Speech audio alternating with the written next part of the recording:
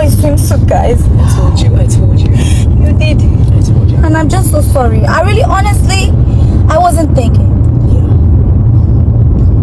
I didn't think. Yellow told me, she said, Sims, you can't wear a swimsuit at the swimming pool. You are married. I should have known better. I didn't know better. I'm sorry.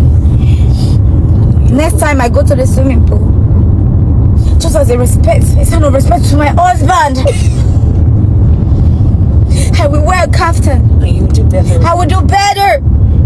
Almost Simi, you disappointed me. Why would you wear a swimming suit to the swimming pool?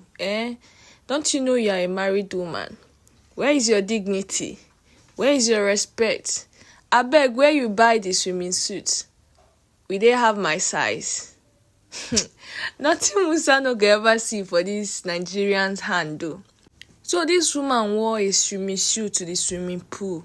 If you see comment section, a lot of women were bashing her, telling her why would she wear a swimming suit? Don't she know she's a married woman? Blah blah blah. I come the one that say, I beg, waiting then they wear go swimming pool, I beg. Oh, now wada. I forgot. Chaii. Last, the woman don't come apologize to you guys attacking her. Say she did sorry. Say next time she go enter her husband wardrobe, carry one of her husband's awada, and make you guys be happy, make you guys forgive her. Say she no go repeat her making. Nigerians zukanu neke, especially women. Women una too like to dey put una eyes for waiting no concern una. I know most of you wear worst when you are in the swimming pool. Is in the swimming pool self? Sinners judging sinners differently. I beg, make una rest. Make the prayers wey una mama dey pray for una make you work. Leave Simi and her husband alone. The husband no complain. Moreover, this woman dey wear all this decent dressing. This is a swimming pool, for crying out loud. Wetin una expect the woman to wear?